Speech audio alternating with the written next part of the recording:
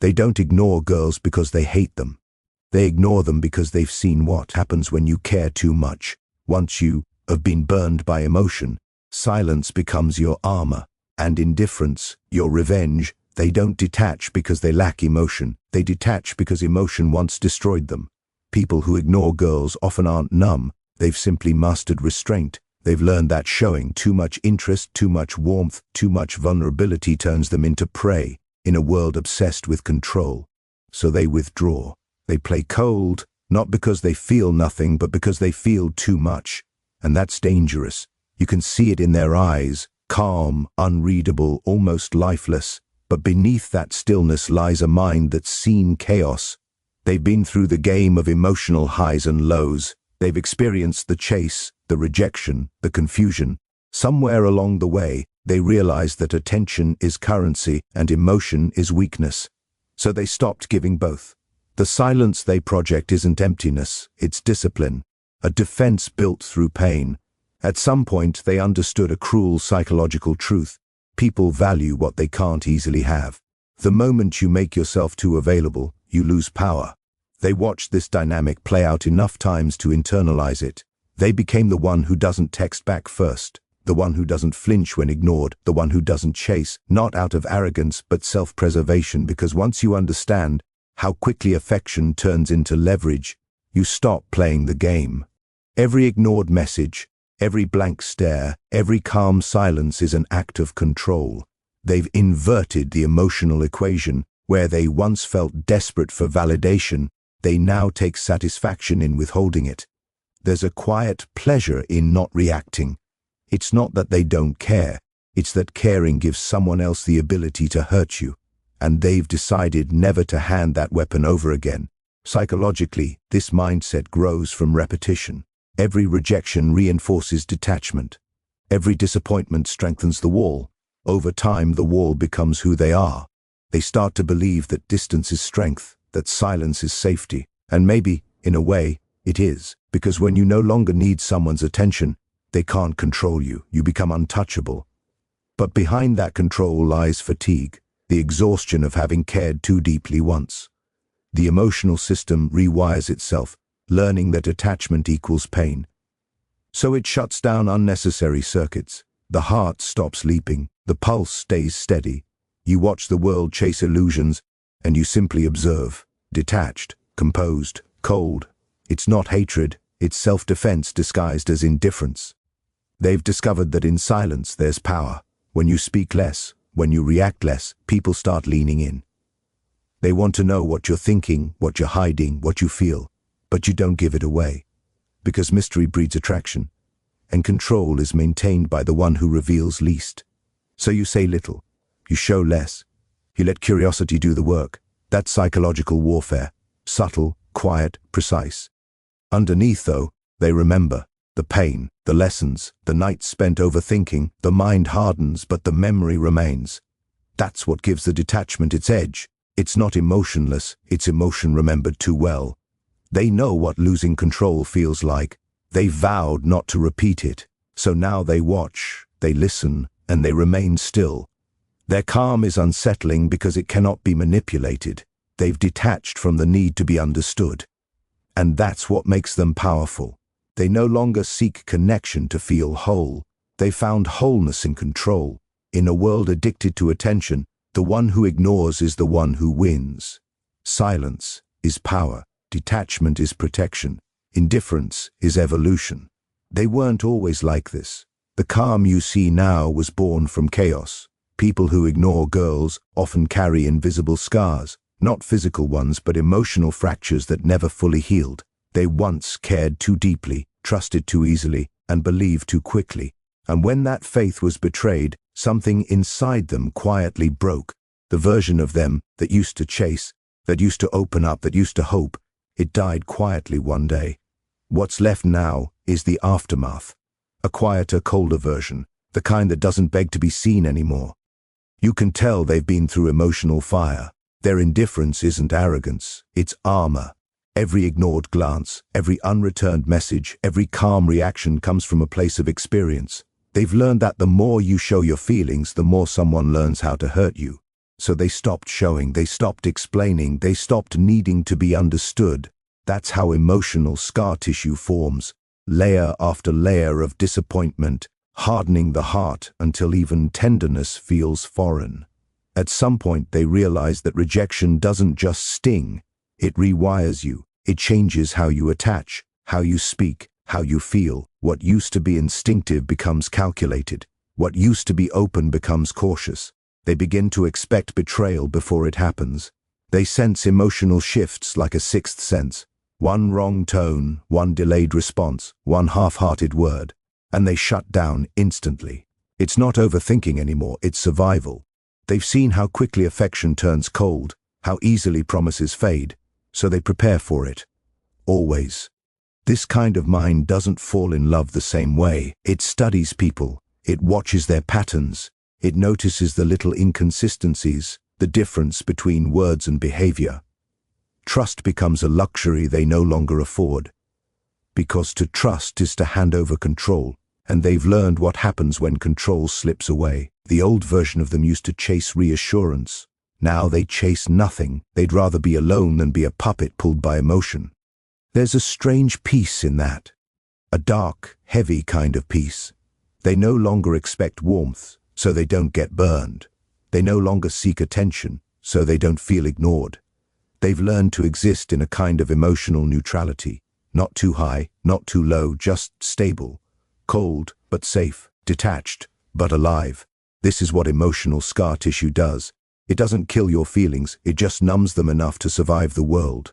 They've also learned the irony of emotion, that the one who feels deepest is often the one left bleeding in silence, so they became the opposite. Unreadable, stoic.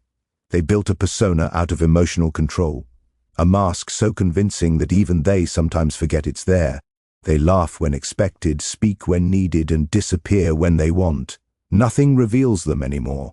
They've become a mystery wrapped in calm, a quiet storm beneath still waters. And yet, somewhere buried deep under all that restraint, there's still a pulse, still a heart that remembers what it was like to care without fear. But that version of them isn't allowed to surface anymore. They buried it for a reason, because every time they let it out, it got crushed. So now they protect it the only way they know how, by pretending it no longer exists. They don't ignore girls out of spite. They ignore to survive, to keep control, to never feel small again. Every silence is a scar speaking softly. Never again. Pain taught them distance. Rejection taught them stillness. Now, silence is the only language they trust. They understand something most people never will. That desire is not born from closeness, but from distance. The psychology behind ignoring isn't about cruelty, it's about control. When someone pulls back, the mind of the other person begins to chase. It's instinct, it's biology.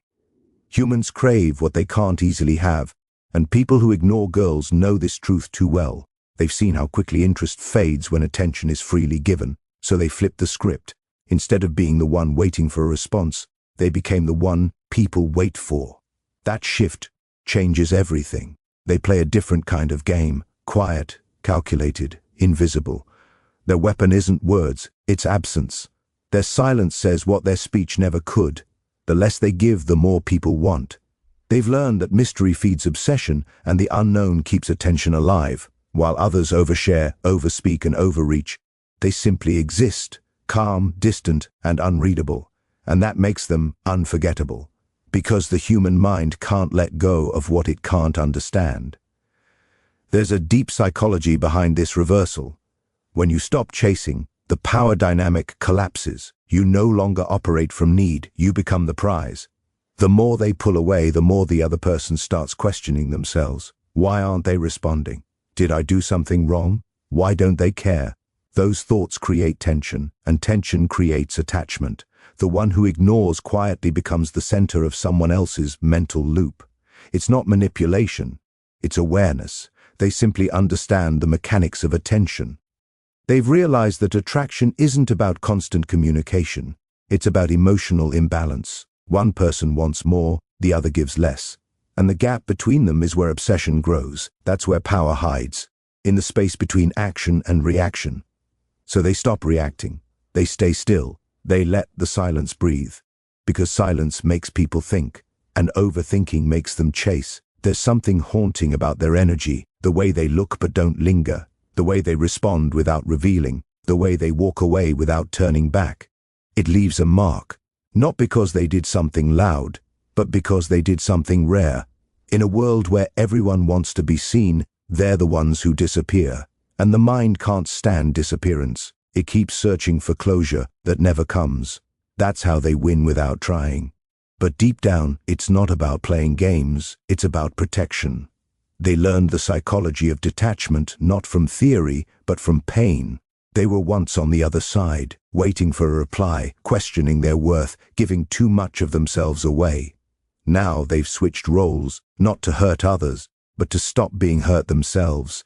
When you've been the one waiting in silence, you learn how to use silence as a shield. Their calm becomes a weapon. Their disinterest becomes control. They know that whoever stays emotionally centered controls the narrative, so they stay calm no matter what.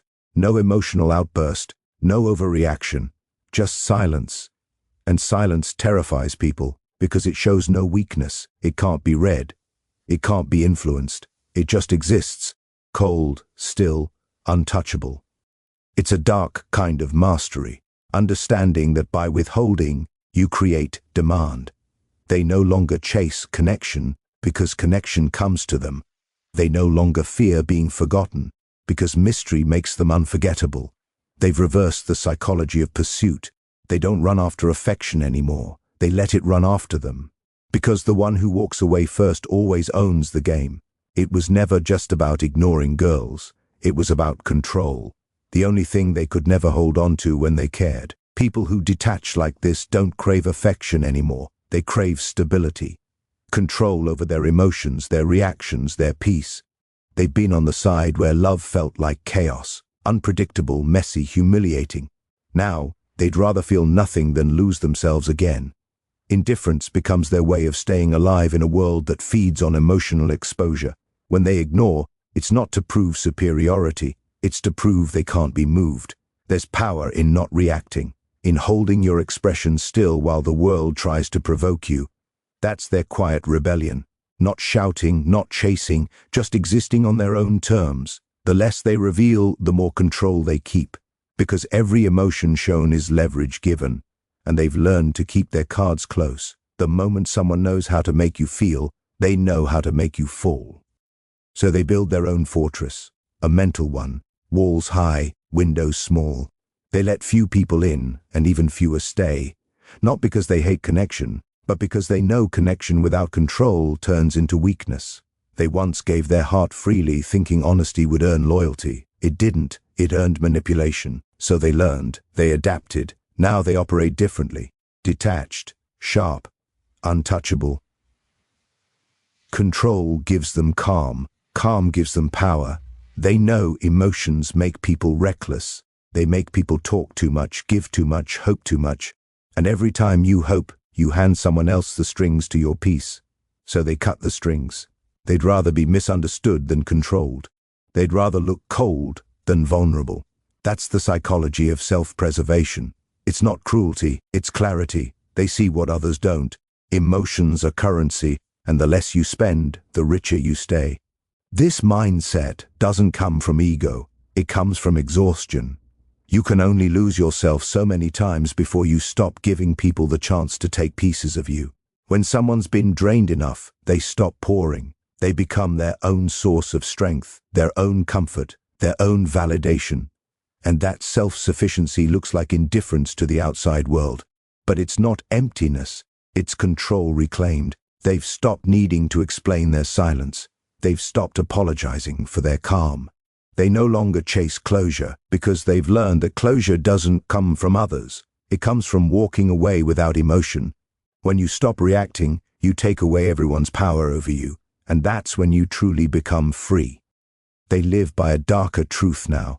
The one who controls his emotions controls the outcome. People can try to manipulate you, provoke you, play with you, but they can't move what doesn't react. That's the kind of strength you earn through pain. The kind that doesn't need validation, attention, or approval, just peace, silent, steady peace. To the world, they look distant. To themselves, they finally feel in control. And that feeling, that quiet sense of power, is addictive. Because control means no one else decides when you hurt. No one else dictates your worth. No one else owns your emotions. They've stopped chasing connection. Now they chase control, because love once broke them, but control rebuilt them. They don't hate love. They just no longer kneel before it. Once emotion ruled them. Now they rule it. They've seen what happens when you hand your peace to someone else, and they swore never again. So they move in silence, feel in shadows, live untouched by chaos. They're not heartless. They're just done bleeding for people who never noticed the wounds. Now, their calm is their weapon, their silence, their revenge, their control, their freedom. Because the most dangerous person is the one who feels everything yet shows nothing.